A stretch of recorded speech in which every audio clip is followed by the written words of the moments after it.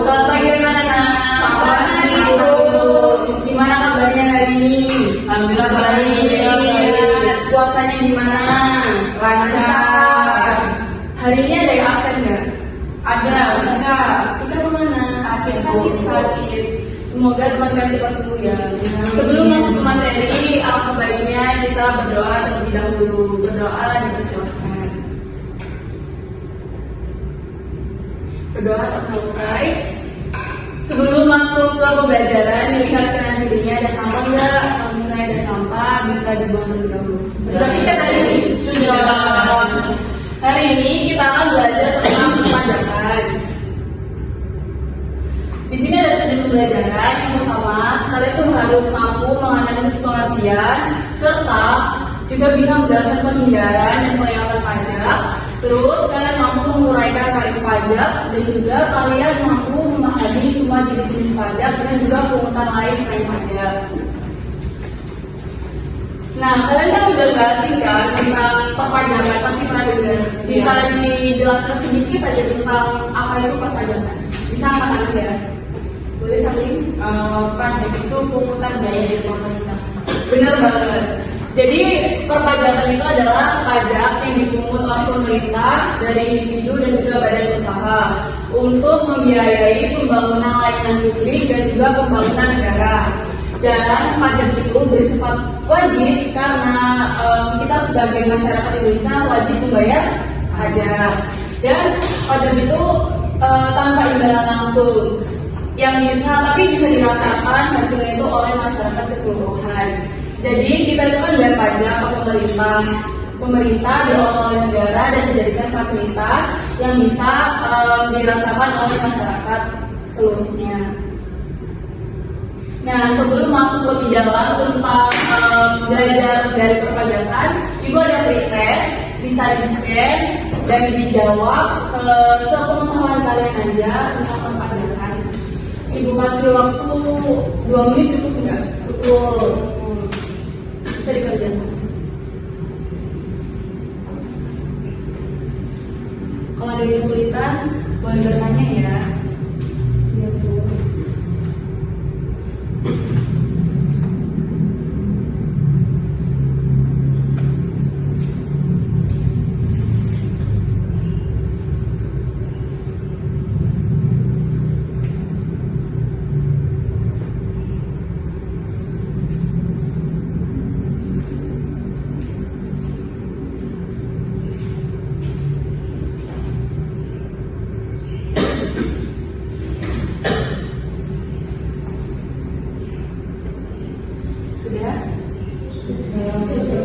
Sudah lanjut ya? Iya. Nah, di sini tadi ada pengertian dari perpajakan, yaitu perpajakan adalah sistem yang mengatur pemungutan pajak oleh pemerintah dari individu atau badan usaha untuk membiayai pengeluaran negara. Nah, di sini ada asas-asas perpajakan, yaitu ada 5.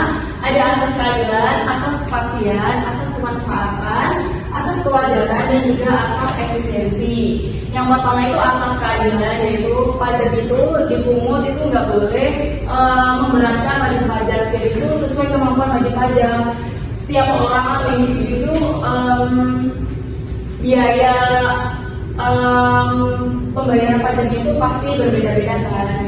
Terus yang kedua ada asas kepastian, yaitu aturan pajak itu harus pasti dan supaya bisa dipatuhi oleh wajib pajak dengan mudah.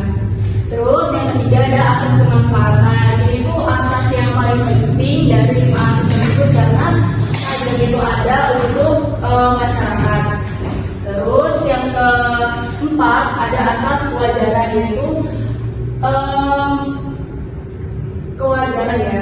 Ini tuh sama asas keadilan. Jadi itu pungutan pajak itu harus sesuai dengan kemampuan wajib pajak, nggak boleh melebihi dari pendapatan. Terus kalau asas efisiensi itu pajak itu harus disederhanakan atau sesederhana mungkin.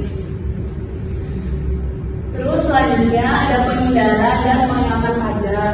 Yaitu apa itu penghindaran pajak dan apa itu penghematan pajak. Kita bahas dari yang apa itu penghindaran yaitu upaya wajib pajak untuk mengurangi biaya pungutan pajak dengan cara memanfaatkan celah peraturan yang ada dalam sistem perpajakan. Sedangkan kalau pengayakan pajak itu adalah upaya wajib pajak untuk menghindari pungutan pajak dengan cara memasukkan data dan memasukkan penghasilan. Kalau penghindaran pajak itu bersifat legal, sedangkan pengayakan pajak itu bersifat ilegal. Nah, di sini ada perbedaan antara penghindaran pajak dan juga pengayakan pajak. Perbedaan yang sangat mencolok adalah dari poin nomor 1, yaitu legal dan ilegalnya. Penghindaran pajak itu legal, sedangkan pengayakan pajak itu ilegal. Kenapa ilegal? Karena itu menyembunyikan dan memasukkan data. Itu bisa dikenakan sanksi berat, bahkan bisa disanksi pidana. Sedangkan penghindaran pajak itu beresiko untuk diaudit tapi nggak melanggar hukum, jadi masih bisa.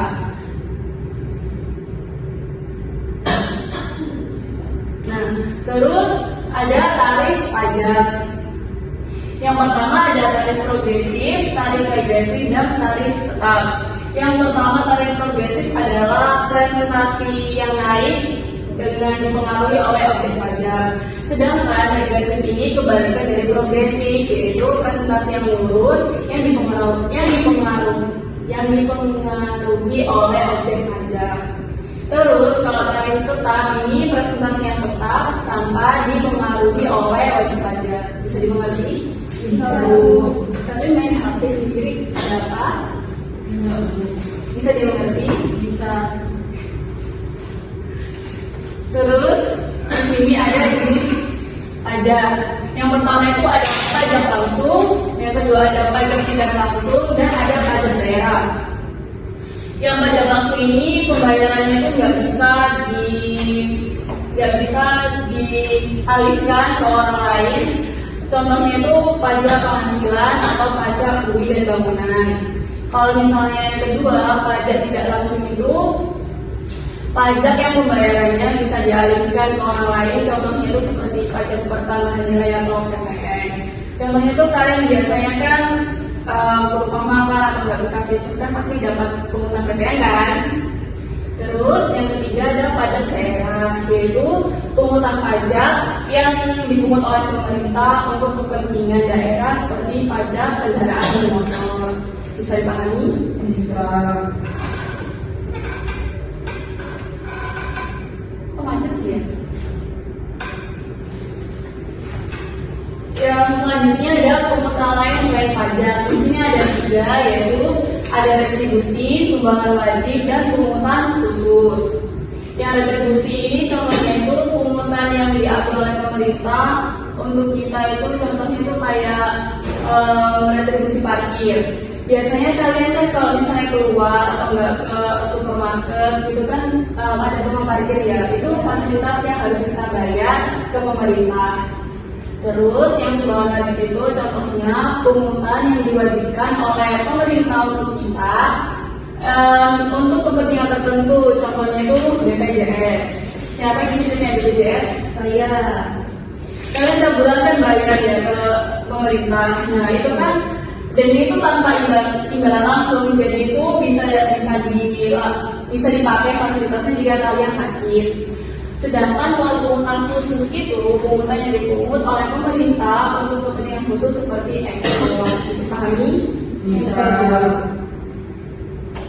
Nah, di sini ada satu kasus. Ibu minta tolong dibacakan soalnya. Biasanya, Bu Rina adalah seorang pegawai dengan penghasilan. Karena ada poin dibacakan. Boleh. Jadi Bu Rina adalah seorang pegawai dengan penghasilan tetap setiap bulan rencananya. Nah, selain itu Bu Rina juga memperoleh penghasilan dari menyiapkan uang pribadinya. Ia ingin mengetahui apakah penghasilan dari sewa rumah juga dikenakan pajak. Lalu pertanyaannya adalah, apakah penghasilan dari sewa rumah Bu Rina itu dikenakan pajak? Jika jelaskan pendapat kalian. Nah, kalau sudah dibacakan oleh teman kalian, Ibu ini mau individu atau kelompok? Kelompok ya. Ibu bagikan kertas jawabannya, bisa disalurkan ke teman kalian. Nanti kalau kalian mendiskusikan dengan kelompok kalian bisa dipresentasikan ya. Iya Bu. Kalau Sally, Iya. Kalian fokus sama kita tuh. Iya udah Bu. oh iya boleh. Iya iya. Ibu kasih waktu berapa menit ya? 5 menit atau 10 menit? 5 menit ya. Bisa dikerjakan dari sekarang.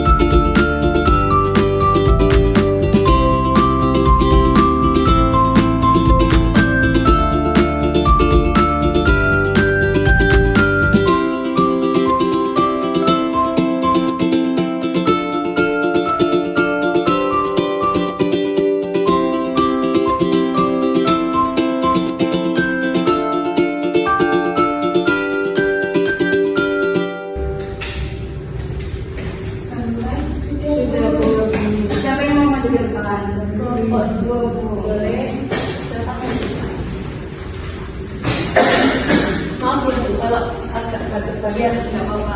Berkenapa dia namanya biar teman-teman kalian tahu. Saya mau baca jawabannya. Seri tadi. Boleh Seri? Oh, nggak apa-apa bukan langsung aja. Nggak apa-apa, dibuka juga nggak apa-apa. Assalamualaikum warahmatullahi wabarakatuh. Waalaikumsalam. Jadi kami dari kelompok 2 akan mempresentasikan hasil diskusi dan jawaban dari kelompok kami. Sebelum itu kami akan memperkenalkan diri terlebih dahulu. Saya Sherlyn, absen 8 dan absen 2. Saya Kanaya absen 12. jadi dari hasil diskusi dan pembahasan kelompok kami dari studi kasus ini, penghasilan dari sewa Budina itu terkena pajak karena itu kan termasuk objek pajak PPh pasal 4 ayat 2 atau PPh final. Boleh disebut lagi. Terima kasih ya. Ada jawaban lain nggak dari jawaban kelompok?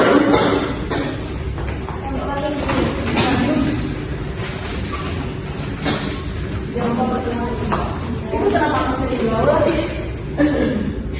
Gak apa-apa ya saudara. Pakai nama ya Bu ya? Tidak. Baik, perkenalan masa Putri Angga absen 21. Pembina Rita Putri absen 10. Tidak menerima absen 15. Oke. Baik, di sini kami akan presentasikan mengenai studi kasus yang sudah diberikan oleh Bu Guru. Langsung aja jawabannya ya. Iya. Jadi penghasilan sewa Budina ini dikenakan pajak, yaitu pajak PPh final 10% sesuai dengan undang-undang yang ada. Jika penyewa badan usaha, mereka memotong PPh 10% sebelum membayar. Nah, karena Bu Budina ini olahan, jadi Budina harus membayar sendiri melalui e-billing Bu, DJP atau DJP online dan melakukan SPT tahunan. Meskipun sudah memiliki gaji tetap, namun penghasilan sewa tetap dikenakan pajak karena termasuk objek pajak menurut undang-undang PPh. Baik sekali. Boleh. Nah, di sini kan ada dua jawaban ya dari dua kelompok. Nah, berhubung waktu yang habis, nanti kita bahas di pertemuan selanjutnya. Nah, Bu, maaf, izin ke kamar mandi. oh iya boleh. Ada yang mau sebentar sebelum itu ibadah proses. Kalian kan udah ibu terangkan kan apa itu dasar-dasar perpajakan. Terus bisa di scan nanti dikerjakan sesuai dengan apa yang sudah ibu ajarkan tadi. Ibu kasih waktu 3 menit cukup?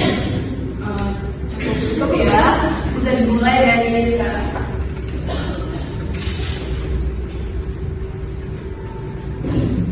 Kalau ada kesusahan bisa ulangi dulu ya.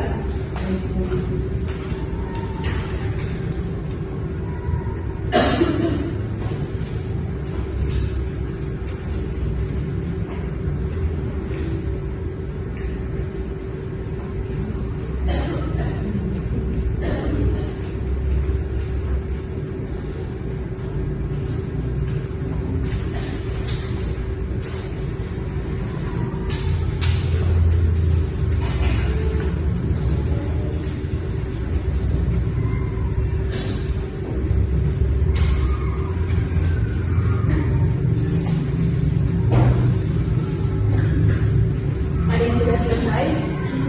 Sudah ya. Nanti nilainya ibu beritahu di pertemuan selanjutnya ya dengan melanjutkan materi yang ada. Terus aku macet ya. Nah, dari yang materi yang sudah ibu paparkan ada yang ditanyakan nggak? Boleh? Saya mau bertanya, bagaimana dampak pengendalian dan pengelolaan pajak terhadap perekonomian di Indonesia? Oh, bagus sekali pertanyaannya. Jadi yang sudah ibu jelaskan tadi ya, dampaknya itu bisa berdampak kepada perekonomian di negara. Itu kan dengan yang pengertian tadi, penghindaran dan penghematan kan upaya untuk mengurangi dan mengelak pembiayaan pajak ya. Itu bisa berdampak kepada biaya pembangunan dan biaya pembangunan negara dan pelayanan publik seperti itu. Sudah jelas? Terima kasih. Sudah ya. Besok di pertemuan selanjutnya ibu mau kasih tugas yang dikumpulkan di pertemuan selanjutnya yaitu Devina. Bisa didengarkan? Saya maaf. Ya. Nanti dibuka KPD-nya halaman 15 itu tugas individu. dikumpulkan minggu depan. Kalau studi kasus yang tadi kita bahas kalian minggu depan ya. Ada yang ditanyakan nggak? Sudah ya, sepertinya waktunya sudah habis, Ibu cukupkan. Oh iya, ada yang bisa menyimpulkan nggak tentang apa yang kita pelajari tadi? Pengertian perpajakan, terus pengertian penghindaran dan pengangkat pajak, terus perbedaan dan juga jenis-jenis dan asas-asas ya. Sudah cukup ya? Ada yang ditanyakan soal tugasnya? Jangan lupa dikumpulkan minggu depan. Itu tugasnya 15 soal ya, bila nggak ada. Baik, wassalamualaikum warahmatullahi wabarakatuh. Semangat ya. Terima kasih.